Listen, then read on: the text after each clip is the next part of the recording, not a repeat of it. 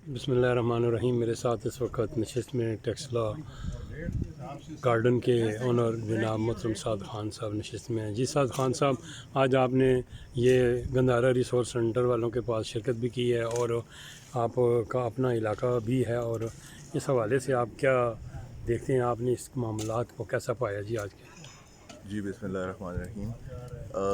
हमारा मानना ये है कि टेक्सला गार्डन और बाकी सारी हाउसिंग सोसाइटीज़ को ये इनिशिएटिव लेना चाहिए कि हम लोगों को मज़ीद जंगलात की और दरख्त की ज़रूरत है इस पाकिस्तान जैसे मुल्क में, जिसमें जंगलात की ऑलरेडी बड़ी कमी है और deforestation is on a rapid rise.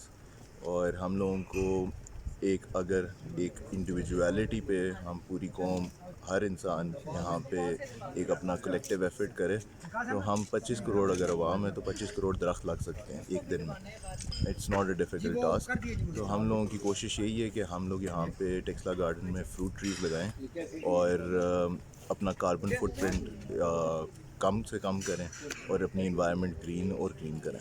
तो गंदारा का जो आपके साथ हेल्प है, इस हवाले से गंदारा रिसोर्स एक बहुत अच्छा अदारा है और वी आर वेरी प्राउड कि उन्होंने टेक्सला गार्डन को अपना घर चुना है और इनके जो इनिशिएटिव्स हैं अलॉन्ग विद अदर ऑर्गेनाइजेशंस वो भी बहुत पॉजिटिव हैं और सज्जरकारी जो है वो आई फील लाइक सबसे एक अच्छा इनिशिएटिव है और ये सबसे पहले जितना जल्दी हो सके उतना हम सबको करना चाहिए। तो खान साहब, क्या लोगों को अवेयरनेस देनी होगी कि हम दरख्त तो हम लगाते हैं लेकिन आगे जो लोग हैं वो इसकी हिफाजत नहीं करते? देखिए, ये कलेक्टिव एफर्ट है। हमारी इन्वायरमेंट जो है वो सबसे ज़्यादा इम्पॉर्टेंट है।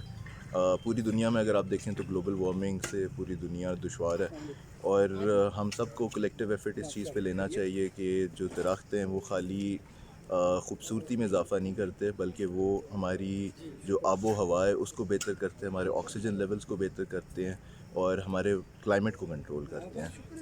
बहुत बहुत मेहरबानी जनाब। Thank you very much.